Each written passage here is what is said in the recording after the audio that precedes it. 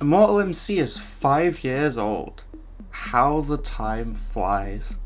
And for almost this entire time, a single story has been woven throughout. In this video, I'll try to explain the story as quickly and concisely as possible while adding some extra information in some areas, but not too much information because I don't want to spoil dimensions now, do I? But before we begin, I'll need to... You know what? I've already done this before. 2020 me, take it away. Before we get started, let me introduce you to the year system. BV is before the void. These years take place before the void was let loose on Reality 1. AV is after the void. These events take place after the void devoured Reality 1. Oh, and one more thing. If I state a character's name followed by a number, such as Lambda 2, that's designating that this Lambda is from Reality 2. So Lambda 1 is from Reality 1 and Lambda 2 is from Reality 2. And now that's out of the way, actually, I'm a bit bored of sitting here. Should we go outside?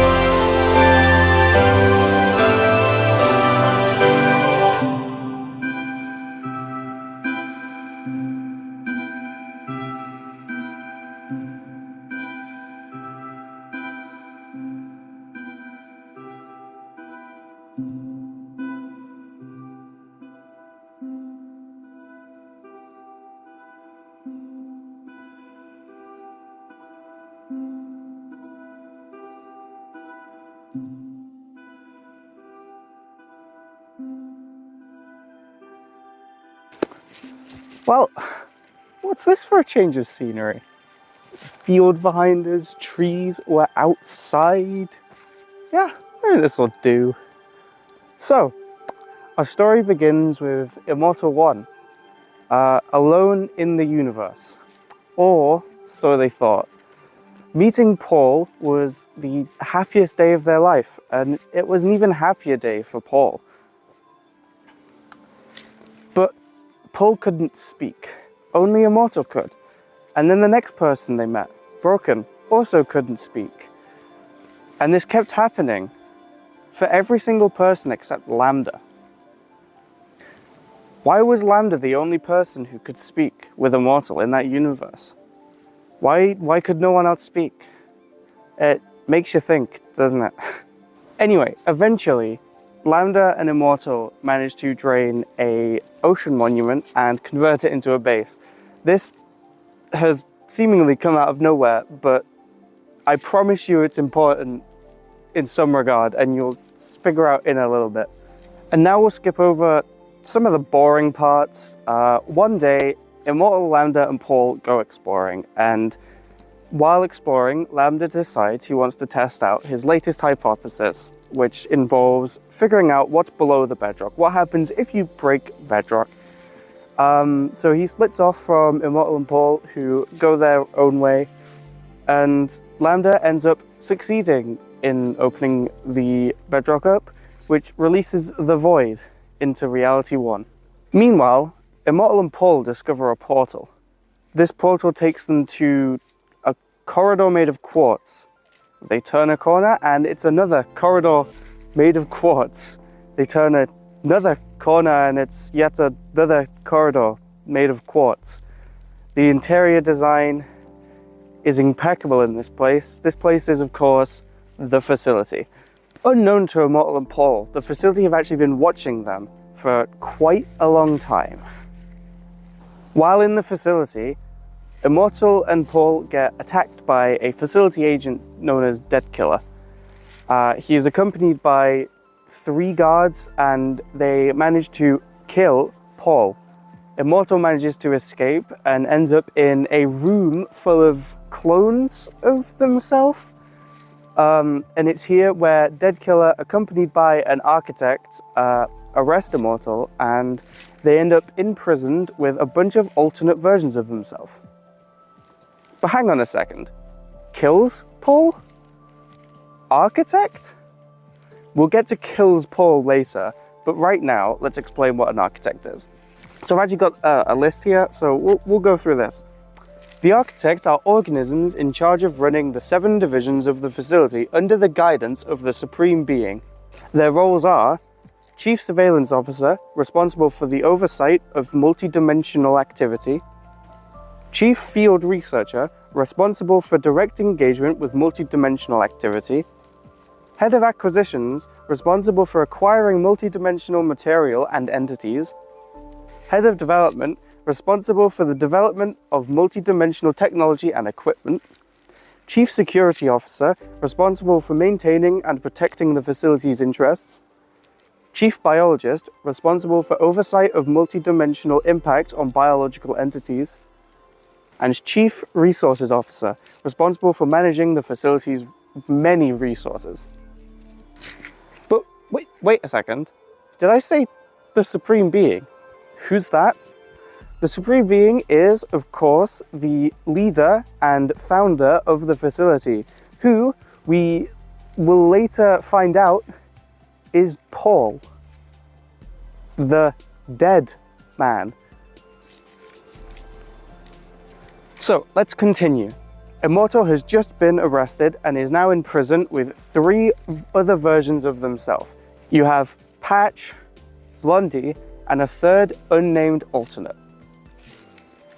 Now, before Immortal can get to know their 3 alternates, a couple cells down, there are 4 Lambda alternates plotting their escape, and they do so pretty much immediately.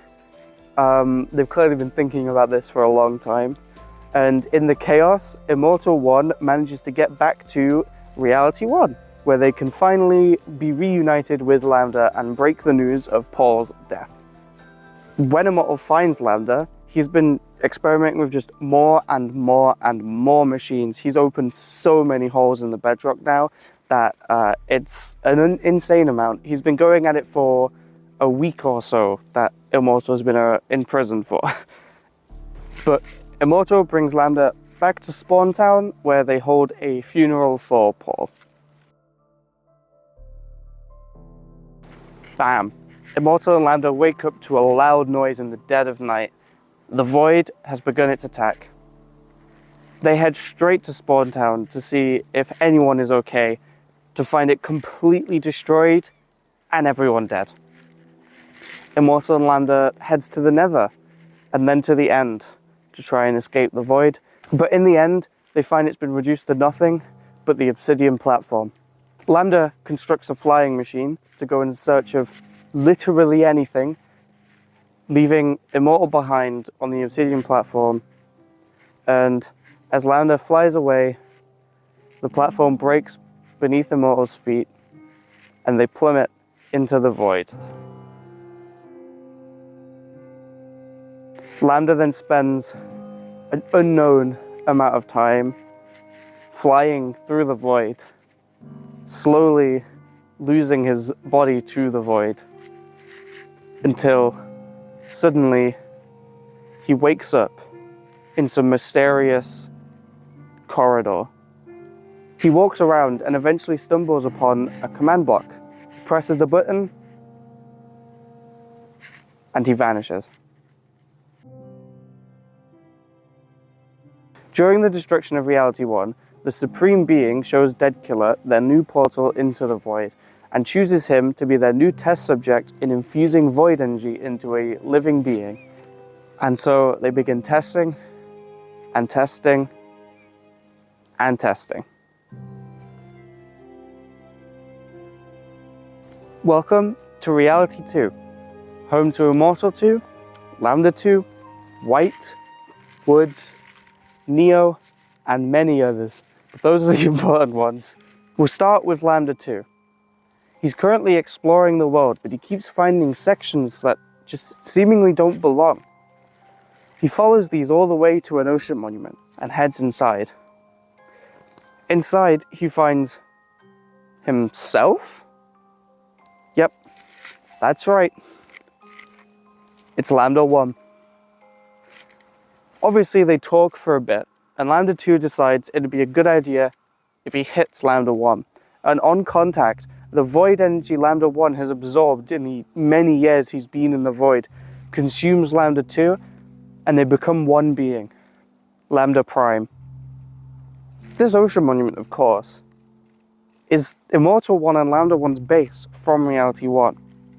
Clearly, parts of Reality 1 managed to escape into Reality 2, rather than being eaten by the void. Lambda Prime has the memories of both Lambda 1 and 2. He heads straight out to find Immortal 2 and brings Immortal 2 and White to the ocean monument, where they find Immortal 1 has appeared and he's rigged the place to blow. Immortal 1 has realized there's a tear in reality around this ocean monument, and they think they can close it with a significant amount of TNT.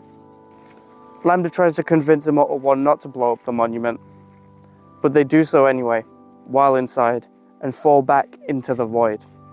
After this experience, Lambda decides they need their own multiversal traveling device, and he sets out to construct Lambda's alternate dimension surveyor, or LADS. Meanwhile, in the facility, Deadkiller is given another infusion of void energy. This time, it goes horribly wrong. Controlled by the void, Deadkiller escapes and begins slaughtering anyone in his way as he heads towards Reality 2.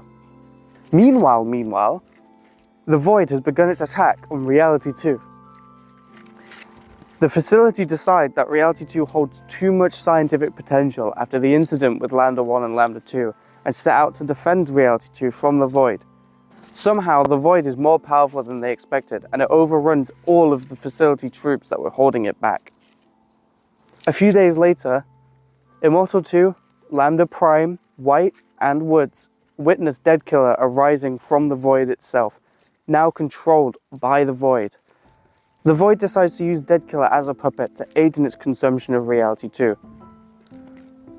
Immortal and White manage to get to the LADS and launch to escape. Lambda had built in a security mechanism to make sure anyone with the matching DNA he coded in would also be teleported into the LADS on a launch. So, everyone's now safely on board the LADS. Or so they think. Suddenly, everyone begins disappearing one by one until the LADS is left empty in flight.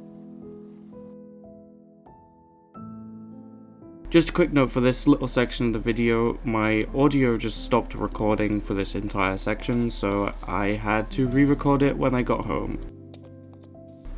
At some unknown point in time, a war between the insurgents for freedom and an oppressive military power ends with the detonation of a bedrock bomb. A bomb infused with bedrock remnant void energy, so powerful a single bomb sent the entire planet into a nuclear winter, causing the insurgents for freedom to flee underground. Alfred Saxon is a young and ambitious man. Working on a surface team, his job is to survey the surface in hopes it is now habitable again. One day, he discovers that it is, but their leader refuses to let them leave, and so Saxon forms a rebellion, the Brotherhood of Flint and Steel, and they begin fighting for their freedom. After 3 grueling years, the fighting finally comes to an end as Saxon kills the Insurgents for Freedom's leader. He then takes everyone to the surface. They're finally free. 35 years later, the lads rematerializes as if it had never vanished and crash lands into the Brotherhood's farming district, decimating their food supply. Saxon is alerted and rushes out with a handful of men to assess the damage. Upon arriving, he immediately orders a quarantine zone and instructs his scientists to begin researching this mysterious machine. 2 years later, Immortal, Lambda, and the rest of the group appear in the lads. The void had damaged the lads on launch and caused an error in the emergency teleport, causing time displacement. The lads was pushed 30 years forward in time, while everyone inside was pushed 32 years forward. On their reappearance, a small energy wave was released, killing all but one Brotherhood soldier manning a compound around the lads. This single survivor rushes back to the capital to alert their higher-ups. After some time in Reality 3, the Void now begins its attack on this universe. It was let in by the Brotherhood mining bedrock as a fuel source. Lambda gathers everyone up and they quickly flee in the lads. What the group didn't know was that the Brotherhood had been building their own dimension hopper called Project Dimensions. Alfred Saxon, along with his grandson and a handful of men, followed the group to Reality 4, leaving everyone they loved behind to die at the hands of the Void. The lads crash land into the mountaintop village of Torrentis Novosum. The group spread out to try and survive in this new world. Lambda, of course, sets out exploring and discovers a castle. Inside, the king tells him about prophecy. When travelers from another universe arrive, the great darkness will return. I'm paraphrasing, of course. But this obviously means the group returning is herald for the Void. Project Dimensions lands nearby, and the Brotherhood immediately set out to recruit as many people as they can in their pursuit against the group.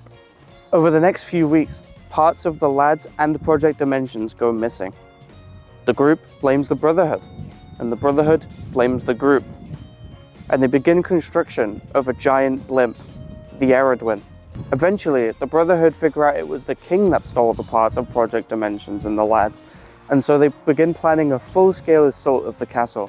The group, obviously not knowing this, decide to defend the king, and so the group and the Brotherhood clash. During the battle, the group fly up to the Eredwin and come face to face with Alfred Saxon himself, who offers them a place in the Brotherhood. The group take that place in the Brotherhood and they head down to the castle to find the missing parts. But inside they find a fully constructed dimension hopper. The king had been trying to escape his fate. The prophecy also stated that the leader of the great nation must sacrifice themselves to defeat the great darkness, and he did not want to die. The Brotherhood, of course, used bedrock as a fuel for the Eredwin, and so the Void has now begun its attack on Reality 4. But Lambda decides, now he has access to the Brotherhood's technology, we should try and kill the Void instead of running. He figures out that if you were to detonate an explosion inside the Void itself that was big enough, you could kill it. And so they set out to do just that. After a lot of work, they hook up the dimension hopper into the Eredwin, jump into the Void, and Alfred Saxon detonates it himself.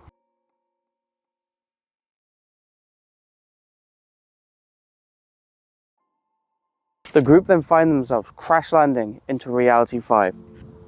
The Eredwin wreckage from the explosion following them shortly after, straight into the ocean. Relieved it's finally over, the group head their separate ways to live in this new world. Just a quick note, The timeline from here on out is a little bit in flux because of dimensions and all that. So there's not going to be too many concrete dates going forward, except one incredibly specific date. But yeah, that's all I wanted to mention.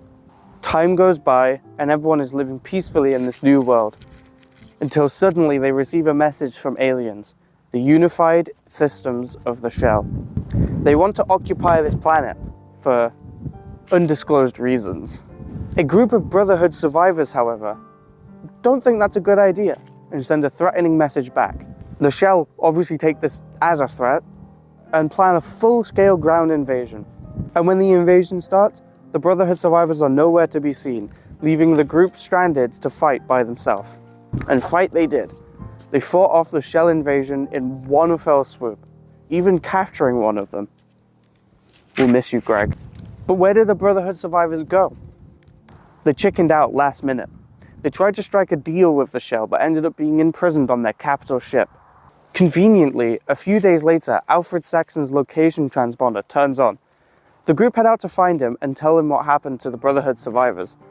He immediately heads back with them upon hearing the news, and with help from the group, he repairs a shell spaceship and heads off after the capital ship to rescue his people.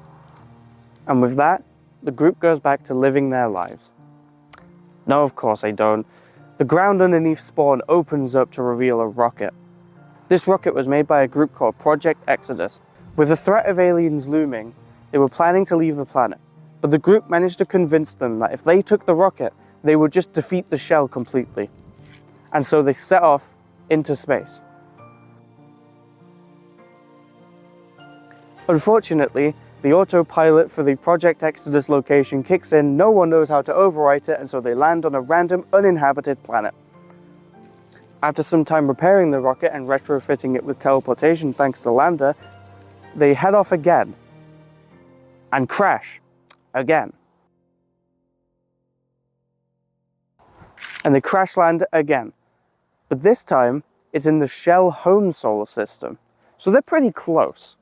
But after failure, everyone just gives up. It's over. And they really do just live their lives. After quite a long time, the shell actually find the group on Shell Prime E. The group are abducted and taken to the capital ship. But this is exactly where the group has been trying to get to. They finally made it, the long way round.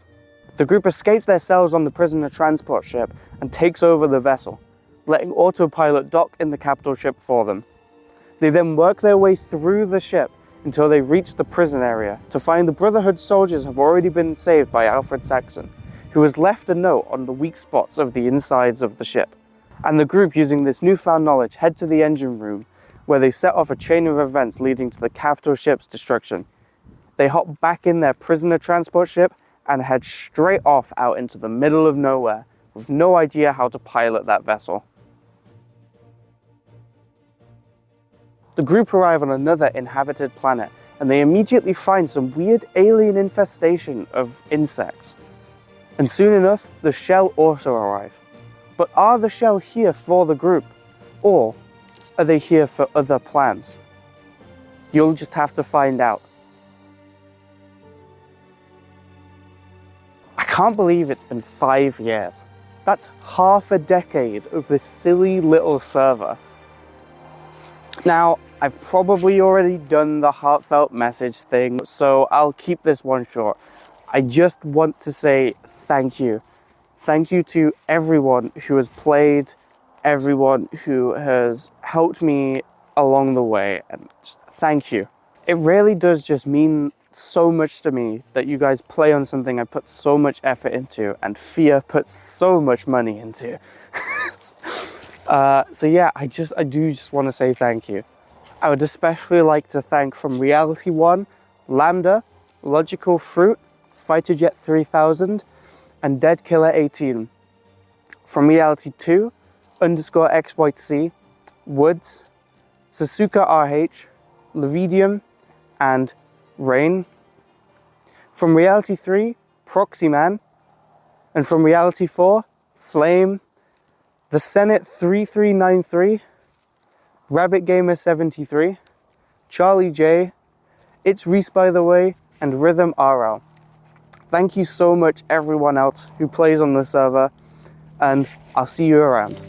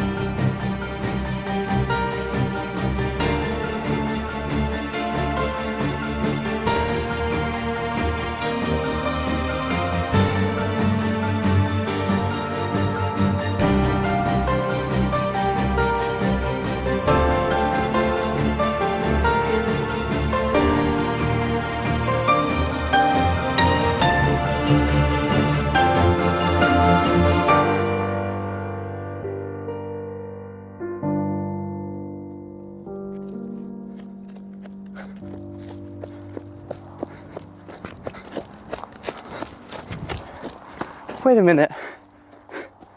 Wasn't I supposed to say something about Paul and how he got to be the Supreme Being? Well, we're out of time now. I guess you just have to find out in Dimension Series 2. Nah, I'm just kidding. You at least get a sneak peek.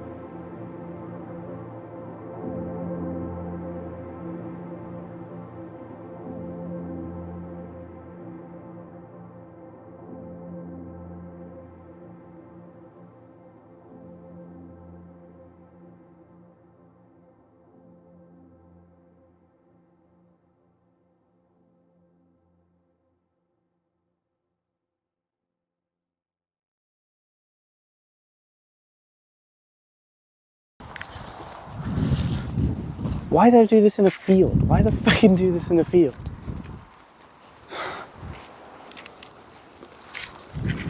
Could have sat in my chair like I do every year, but no, I came out to fucking field. Right, it'll be interesting, I said. Yeah, fuck